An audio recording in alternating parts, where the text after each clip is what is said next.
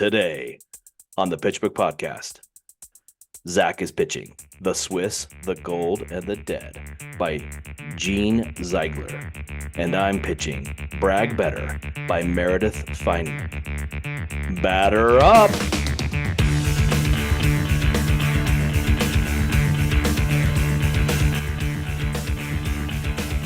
All right, Zac, you sent me a text and I completely ignored it. It was something about a clock.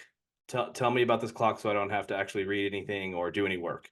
Yeah, I guess I guess I need to know like what gets you to respond to a text. I thought this one was so unique. So I was listening to another podcast. It was Lex Friedman was interviewing Jeff Bezos, and it was like an hour and a half. Well, maybe it was 2 hours long. It was really interesting. There's a lot of good nuggets, but towards the end, I was so glad that I listened all the way to the finish because they talked about this 10,000 year clock. And I thought, well, that's interesting. And Bezos is like, go check out the websites. I'm like, okay, sweet. So if you go to 10,000yearclock.net, they are building a clock that will last for the next 10,000 years. This was an idea. It was kind of the brainchild of a guy named Danny Hillis. He started thinking about it in 1989. And so how this clock is going to work is it's going to tick once a year. So 1 year goes by, one tick. Okay. The century hand.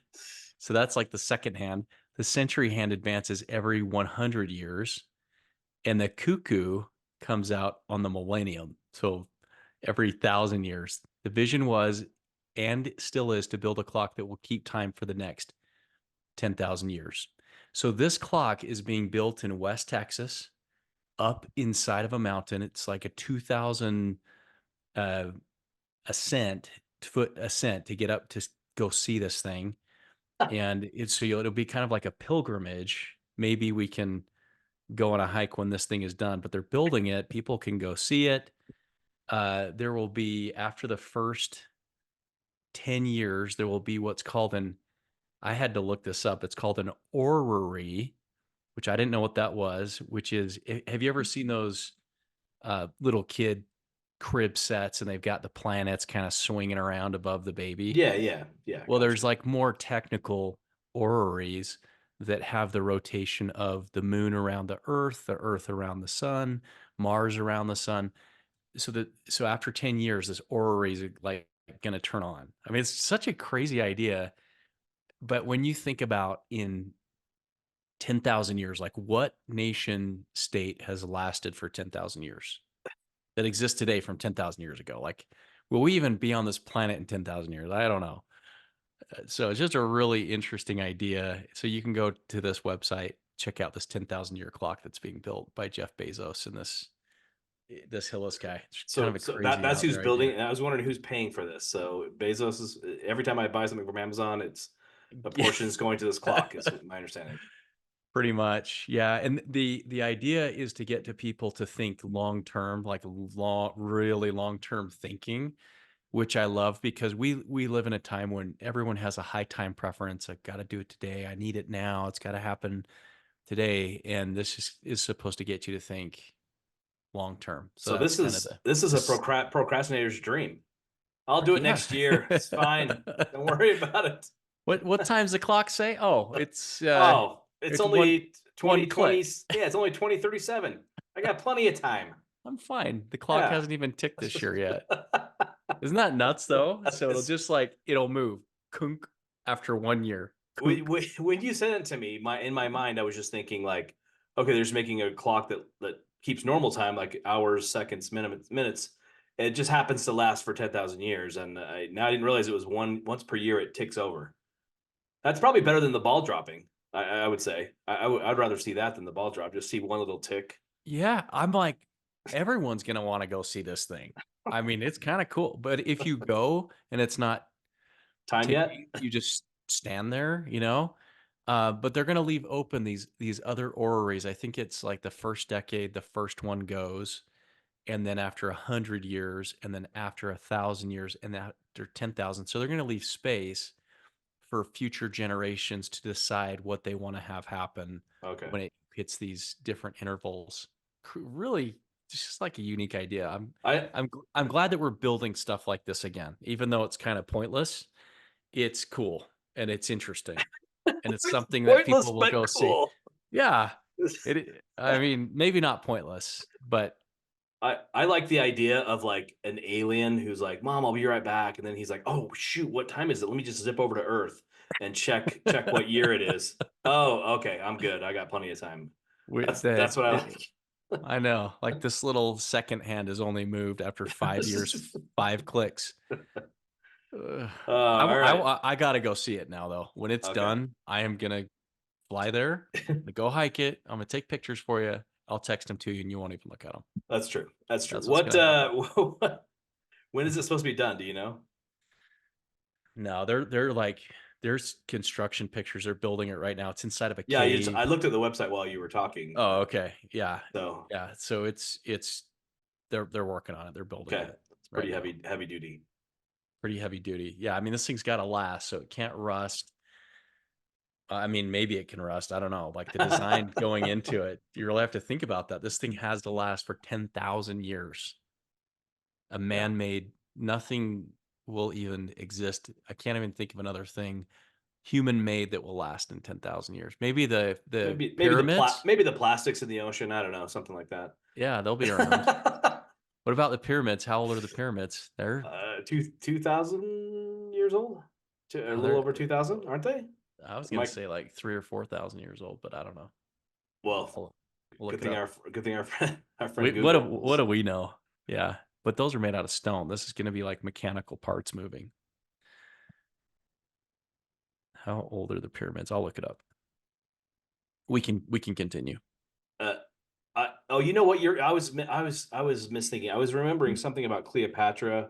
You were close. Well, no, what I was what I was remembering is they were old. They were old when Cleopatra was around. It's something to the effect of like we are as far away from Cleopatra as she was away from the pyramids, or something like that. Is There that you go. There you okay? go. So That's what I'm remembering.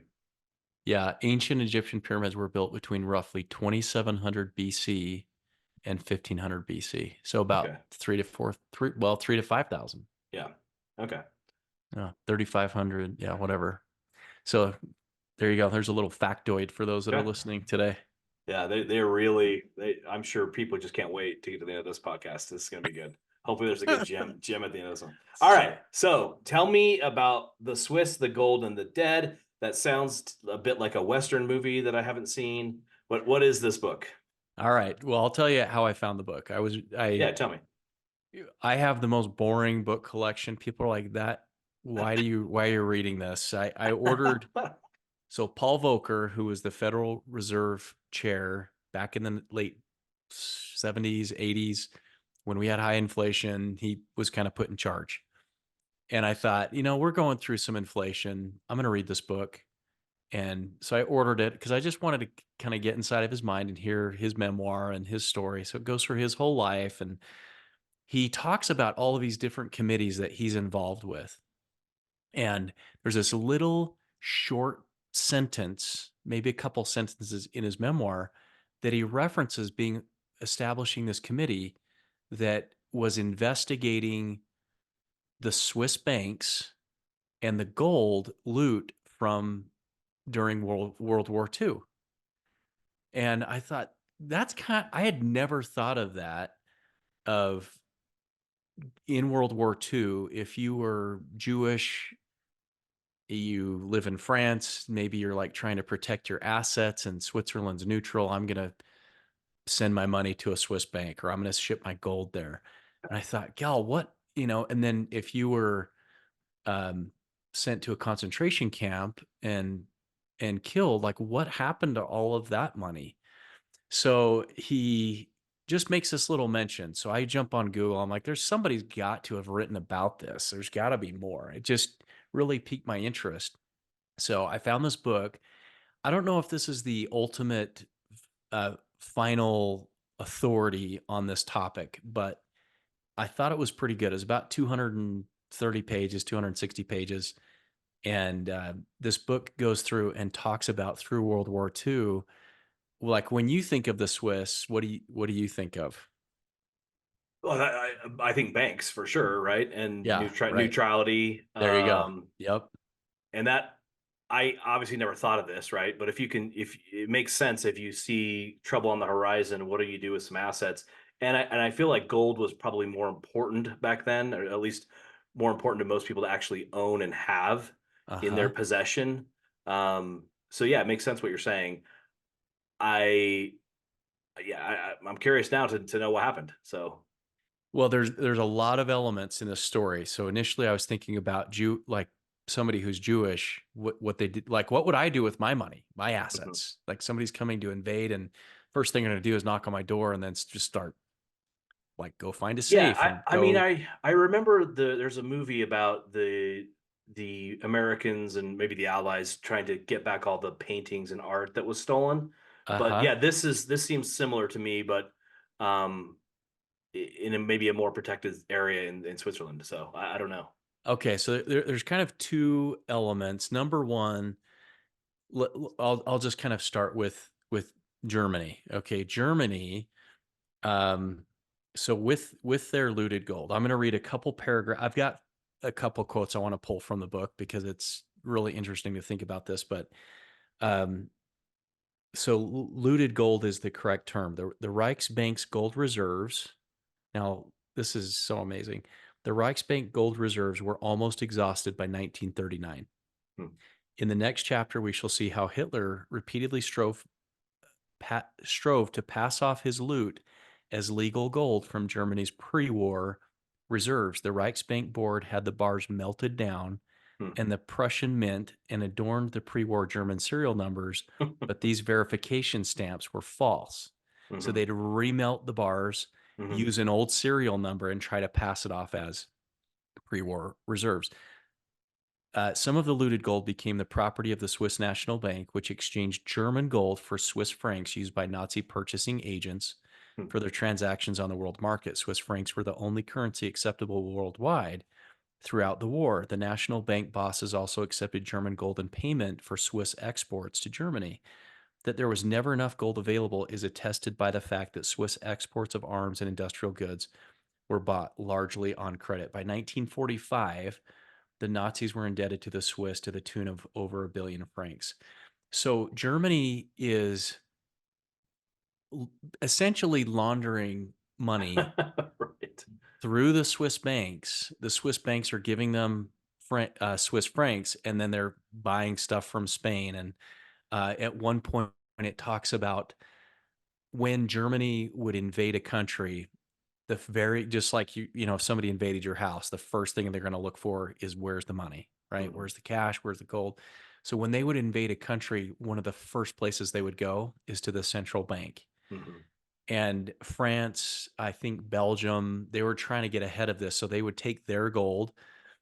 And I remember, I think it was in Indiana Jones. There's a lot of World War II movies where they're fighting in Africa. And I'm like, what's in Africa? I'm like, what? This is weird. You think it's just like in Europe where the war's happening, but they had shipped their gold to Africa, like Hmm, away. hmm. And once the Germans kind of caught on to that, they took the war to Africa, trying to find the gold. So it just becomes this thing of where they're trying to loot the gold from the central banks. If they're successful, they melt it down, restamp it, ship it to the Swiss banks, and the Swiss banks were happy to just continue Did this laundering process throughout the war. so the Swiss knew these were fake serial numbers. They knew they're just like, well, it's okay. We'll take this gold. We don't care. This is what's documented. So after World War II, all of this investigation starts to unfold, and the Swiss Mhm. were like, "Hey, we're neutral. Maybe we didn't know, but there's a detachment between the government, Swiss government, and the Swiss Mm, banks. Those are two mhm. different entities. Like, Yeah, the United States and J.P. Morgan or Wells Fargo and all these banks are separate right. entities. So it's like, who knows what's going on? Um, so there's that element that's happening, but then also on the individual level, the book goes through and um, talks about and it's so sad. Like you're just the Jews would try to get into Switzerland. Like they're trying to escape, Hmm. and they're like, Switzerland's neutral. Please let us in. But Yeah. there was just a deluge of Jews trying to get into Switzerland, and they were being turned away. Hmm. And it was like the Swiss knew that, we turn them away, they have to go back to the war front, and they were immediately taken off to concentration camps and were brutally murdered. But as they were going through that process, they would pick out a couple people, once they got to the concentration camps, and they would have one of, maybe a handful of the Jews go through and take jewelry, just like go through all their personal belongings. I mean, sometimes those got looted by the SS. Sometimes they would turn it into like a main, um, army officer who would collect all of the gold. They'd remelt it down. Just crazy. So on the assumption that the 3.2 million Jews killed represented 800,000 families, each comprising 4 persons, and that each family, okay, it's making an assumption here, possessed Right. 100 grams of fine gold in some form or another. We conclude that the Germans stole at least 80 tons of Polish gold and regularly deposited at the Reichsbank. Now, what's interesting is if the Swiss had not been involved, or if the banks were like, look, We're not taking this. we are really neutral, right? Right. Right. Like as I read this book, I thought they weren't really neutral in some ways, but in other ways, just Right. just as happy to like take the gold and put it Right. in the reserves. And the Swiss franc, I think, was like backed like 40% by gold bars during Hmm. that period. So if that had not have happened, the estimation is that the war would have ended a couple years before Hmm. it actually did, because Germany would have just run out of money. They wouldn't have had any way to access capital in the international markets, and would have ended a lot sooner. So on February, so fast forward to the investigation. This is where the Fed Reserve Chair kind of comes in. They're doing Hmm. their investigation, and it does go through the post-war investigations and what the Swiss are saying. And the Gene Ziegler is Swiss, Hmm. so it's being written from a like a first person kind of A point of view. neutral, a neutral, Yeah, neutral party. but very like anti, I'm, very I'm just joking. anti Swiss bank. Like reading this book, you're like, whoo. But it says on February 2nd, 1996, the US government published a secret document which for the first time puts a figure on the Nazi loot transferred to South America. And so Germany was shipping gold to South America, which I didn't know. And they were Well, and then making, a lot of the former Nazis escaped to South yes, America, right? that's Okay. right. And the SS, they were shipping Hmm. their personal assets to South America, which I didn't know any of this. Uh, In particular, Argentina and Paraguay. In April 1945 alone, Argentinian insurance companies, banks, trust companies, and financial administrators and commercial firms took receipt of Nazi plunder worth approximately $1 billion, a sum so alarming that it rightly gave the Allies nightmares. So it's such a fascinating book, and it just kind of opened my eyes to war, to my little mind. I would just always thought, well, Switzerland's neutral, but it makes sense. They never got invaded, hmm. and that's why. I Right. think that they were just in a position of power, and were able to kind of move these assets around, and kind of stay out of the war, at least stay out of Germany's path. But Yeah, because I've always ultimately, kind of wondered, like, why would Germany respect their neutrality, right? Like, right? like I've always thought, and obviously I'm not a World War II buff or anything, but I've always thought to myself, like, well, we're okay, I'm neutral, like, okay, but you know, there's Yes, this blitzkrieg that's happening everywhere else. Why not just take over and little Swiss. Switzerland? That's So right. That's right. interesting. So the process of going through and recovering, they talk about some of the accounts were not, there was no name attached to it. It was just numbered. So if you walked Mm, into a Swiss bank, only the president of the bank would know that, be able to connect the number to the account to mm, the person. mm, So think of that intelligence in that one person's mind. They're like, okay, we've got these 100 or 200 accounts that are just numbered accounts, And after Mhm. so many years after the war, it's like they're not coming in, right?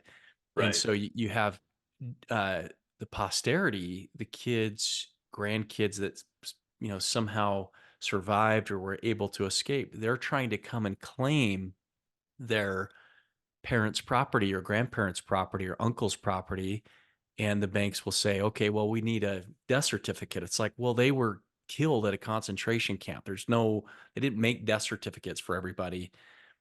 And so it just goes through the frustration of these assets are still sitting in the Swiss banks, unclaimed property. So this is a two-pronged issue, right? The Germans laundering, and then also some of the Jews having the foresight to give some of their gold to the Swiss banks as That's well. right. And so there's two parts of the story, right? It sounds like. Yeah, Okay. exactly. Okay. Exactly. So after the fact, and if you're Jewish and you're maybe worried that somebody might see your name attached to your bank account, that it might not Mm, be safe. So a numbered account makes sense to me gotcha. that I don't, I need this to be very private. But if Untraceable. Yeah.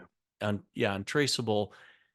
But if your children come to kind of claim that property, the banks just gave them a very hard time. So this became pretty public during the Clinton administration. Hmm. Later on, well, during the '90s, again, Paul Volcker was the chair of this committee, and it kind of became public. And so the Swiss banks started to, okay, well, here's the names that we have, and they Hmm. started to kind of make some kind of reparations, but just a big giant mess.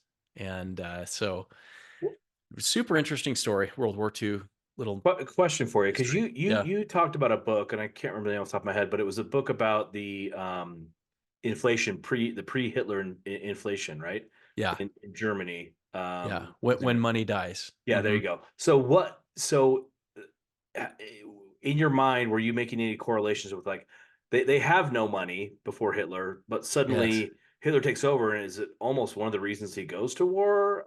I mean, to spur the economy. What I can't really remember, but I could have sworn you Yeah. said that there's a reason that inflation was one of the reasons that Hitler came into power. Did I miss something? Well, in that book, When Money Dies, that Hmm. that is an assumption that's made that it was Hmm. so embarrassing to the German people, and I don't want to assume know anything. I mean, Hitler's Sure. like a psychopath, Right. but the assumption is that it was just such a national embarrassment that like their pride, that their currency had been debased. This was after World War I. Right. They had like no help rebuilding their country. Their currency just totally gets annihilated, and then they Hmm. go through this process of trying to seek help to rebuild their country. So some think that the mood of the Germans was like, we've been forgotten, we've been abandoned, nobody Hmm. helped us after World War I, and that kind of pushed the mood more towards fascism, that Gotcha. we're gonna like rebuild, and they just had a leader that took them down a Yeah, I mean, very wrong path. I don't mean to make a connection, but just in my mind, I was thinking, Yeah, huh, this is kind of interesting that they had the inflation problems, maybe and a then piece of it, right? yeah, Like, maybe a small piece of it that's hmm correlated or whatever. Interesting. All right. So, what do you have any more quotes or anything, or no, anything else? that's it. It was just, if you're interested in World War II and want to learn about how this kind of the Swiss banks were involved. I just had like never connected that in my mind. I mean, your heart just breaks for certainly for the Jewish people, the pain that they went through, the death, like the survivor stories are just crazy from the Holocaust. Hmm. But to think about the financial components and to go through the mindset of a father trying to rescue his family and keep some money in a bank, and the bank's not really on your side, after Yeah. after all. It's Well, like you and just I sent your money to like help the enemy in some ways. Yeah, and what I know clearly from the pyramids thing, and my math is not so great, but the fact that this barely came out in the 90s, that's 50 years after the war. I mean, that's Yeah. crazy. 50 years Yeah. later, your grandson or great grandson is trying to get the money that that you Well, had. It's crazy. you're exactly right. And this is all really well documented. I mean, in Hmm. the book, there's tons of notes in the back. and as you're kind of reading through it, lots of notes from the committees that were run, Hmm. and it just kind of takes you end to end. But it's not like a a thrilling novel to read. I mean, you're Right. going through, but as you're reading it, I think Gene Ziegler does a good job of just kind of connecting all of these different ideas and pulling them together, and you think, wow, I didn't even know any of that. So So what do you interesting. rate the book? Well, like surprise factor, I would give it a home run. I mean, Mhm. as an element of World War II that I didn't know about, that I don't think anybody's really written or made a movie about it. Right, right. You could make a movie about this whole story. Sure. You really could. That would be kind of interesting. I think I would overall, I'd probably give it a triple. Hmm. A good solid read. You're not going to be disappointed reading it, and you'll walk away with just like some extra history in your head that's Hmm. will help you be more thoughtful about the things that happened during World War II. Interesting. I enjoyed it. Okay, that's definitely an interesting topic that I knew nothing about. Obviously, Yeah. So so what have you that's got good. today? I want to hear about this. So this is a book called Brag Better. Okay. What is that? When I say that to you, do you have, what concept is coming to your mind? I think it's maybe like artfully talking about your brand without like humble brag, when people kind of brag about Yeah. themselves. How do you talk about yourself in a positive light, but you want to share an idea or share your brand or your experience? I mean, that is for a lot of people that can be difficult to talk about. So I'm thinking maybe it's just like an artful way to brag about Yeah, yourself. so Meredith Feynman is the writer of the book, and it's this book is not clearly, to some degree, written for women, and I agree. And I don't know everything there's no. Obviously, I'm not a woman, but I have been to. I try to be sensitive to women in the profession, especially in the tech profession that I'm in. Yeah. And one of the things that I learned through going through a few things is that a lot of women need to be kind of encouraged as maybe I was a man in my former life. I was a manager, and they basically said like some women need to be kind of um they call it like tap on the shoulder. You kind of like say, hey, you should probably go for this promotion. You should go for this. And they talked a lot about how a lot of women won't even apply for a job that they don't fit 100% of the job uh prerequisites, or the Hmm. job Description. requirements description. Yeah. And men will look at it and be like, Who cares? generally speaking, they'll be like, oh, I've done three of those, no problem, I got this. And Yeah. basically talks about how particularly women have a difficult time, kind of sharing their accomplishments, and and I agree that, and so it's not just women, obviously, but it's definitely written. I feel like it's written maybe for women, but it was helpful for me just as, again, as a professional who I try to encourage women, especially in the tech field, to be more bold and try to grow their careers. Um, anyway, so it was interesting from that point. She talks about the concept of the qualified quiet. So that, again, this definitely could be for somebody who's maybe more introverted, maybe like a super programmer guy or gal that is really good, but they have a hard time really bragging about their accomplishments. Hmm. And so it's really interesting. She talks a lot about like the importance of, just like you said, finding that balance between humility and bragging. Um, and she has a lot of good like tips and tricks, and I think they're fairly practical.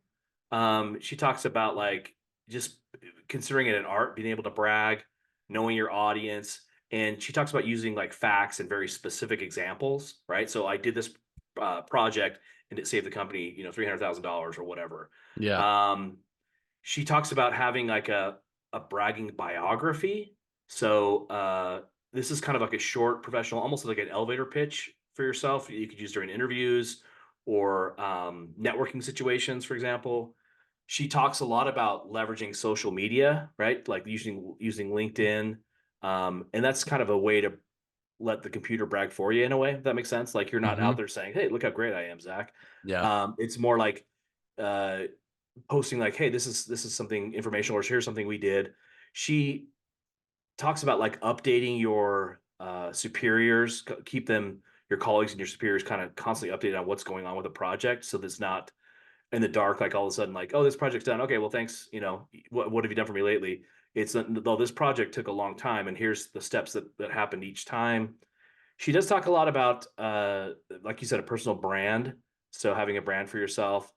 Um, that, eh, well, let me just give you the couple of other examples. She talks about just overcoming the fear of self promotion, and basically that there can be some backlash. So just be aware that there might be some negative reactions to bragging.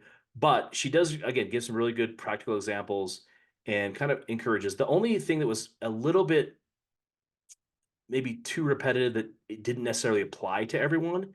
She talks a lot about like public speaking. You almost got the sense that she wrote this for women, or again, quiet people that want to be involved. And she talks about like um on LinkedIn maybe having like a video of when you were presenting something or whatever. Mm, It's almost in a weird way. It's almost like I got the sense that as I'm reading this, like she thinks everybody who's reading this wants to be like a public speaker or get paid to okay. speak.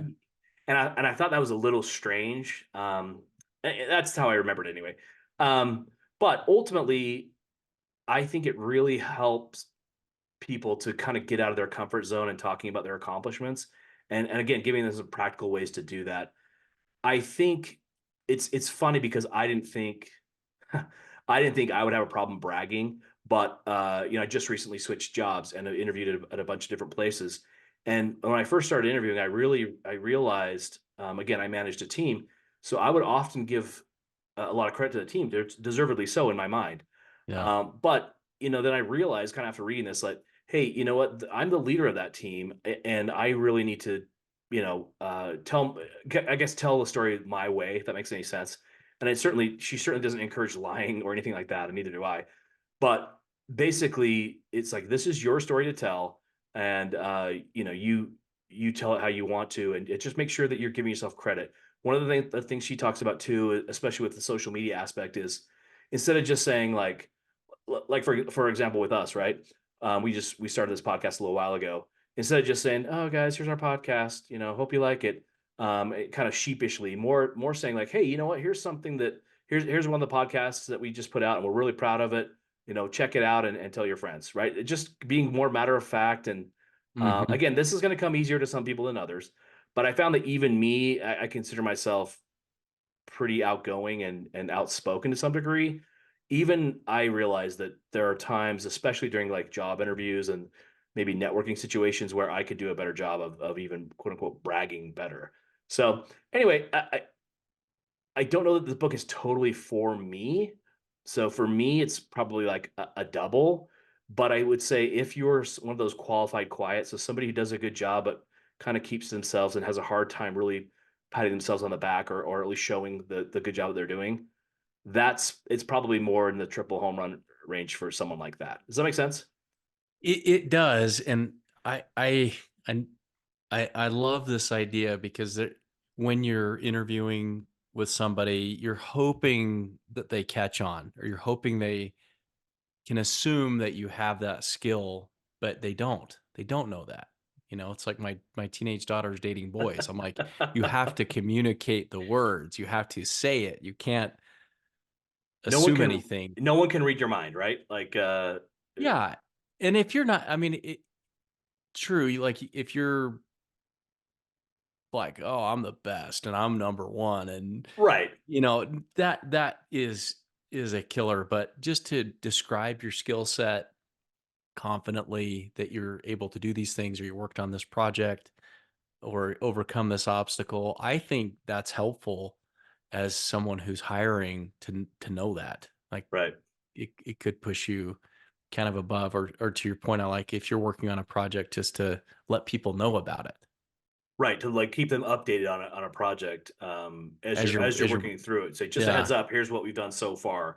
Oh, right. okay, thanks for the heads up. Instead of just, because again, people are so in their own little world, right? They may not realize like how hard someone potentially below them or whatever, they're one of their people that they manage Yeah. is working on something, and anyway, And I think women are way better at communicating than men are in my professional experience. I mean, in the professional realm or personal realm, or what do you mean? all of the above. I don't know. I just feel like yeah, I think women are better. They're just better communicators with projects and tasks and things that are going on. And Oh, I feel like generally speaking, organization and getting things done, eh, they're maybe we shouldn't even get into this, but basically I I agree with you. And I think it's something that let's just put it this way: there's a lot of people that are talented, women, men and women, that don't give themselves credit or and seem to lack that confidence, and they really could use some practical advice on how to overcome that in situations that make sense, right? yeah, What I found that I would do during interviews and stuff would be basically say like, this area, this particular part of sales is my area of expertise, right? And if there was a weakness that they talked about, say, yeah, you're right, that is a weakness of mine, but my what I can do over here can make up for that, or whatever. Does that make sense? yeah, So yeah, it was basically, and it is a bit of a tightrope, right? Not because you don't want to come across as a jerk, right. um, but certainly, I guess if you're getting ready to send something out, like for us, like, hey, we're working on this podcast, we're really proud of it. We know it's not perfect or whatever, and it is what it is. But hey, we're proud of the work we've done. Check it out if you want. It's that's better than just saying, oh, here's a podcast, here you go. You know what I mean? There's just Yeah, there's something that, in other words, she's basically saying it's okay to be proud of the work, the things that you're passionate about, the things that you're working on. yeah, And anyway, I thought it was good, but again, I wouldn't say that I'm one of the quiet ones.